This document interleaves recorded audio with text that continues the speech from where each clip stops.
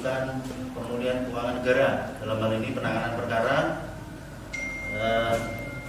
penyimpangan dalam pemungutan pajak daerah berupa biaya perolehan hak atas tanah dan bangunan dan PBB pada Badan Keuangan Daerah Kota Batu di tahun 2020. Dalam hal ini penyidik Kejaksaan Negeri Batu di bidang Pisus sudah koordinasi dengan BPKP, yang mana kemarin kita sudah lakukan rilis dari audit BPKP kerugian negara di 1.084.311.510 rupiah, yang mana dari sebanyak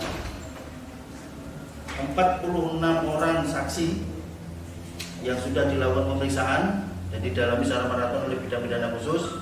Kemudian ada 2 ahli, dalam hal ini dari audit forensik dari Polda Jatim, kemudian dari BPKP, yang mana ada sekitar 13 wajib pajak yang mengembalikan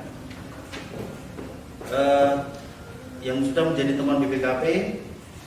Dari 19 wajib pajak itu hadir 13 orang dan bersedia mengembalikan nilai kekurangan BPATP dan atau PBB dengan nilai variasi sekitar total berjumlah 873.835.900 rupiah, dan ini akan dilakukan penyitaan.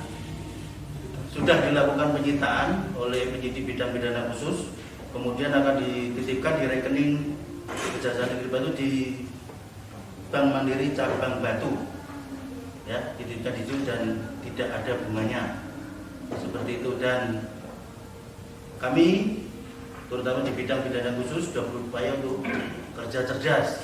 Kerja cerdas itu melebihi dari kerja keras.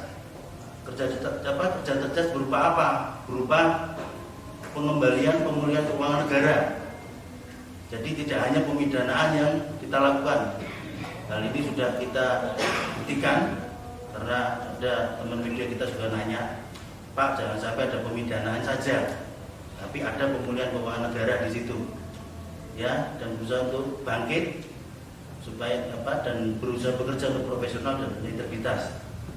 Ya, seperti itu yang dapat kami sampaikan untuk hari ini. Monggo silakan kalau ada pertanyaan.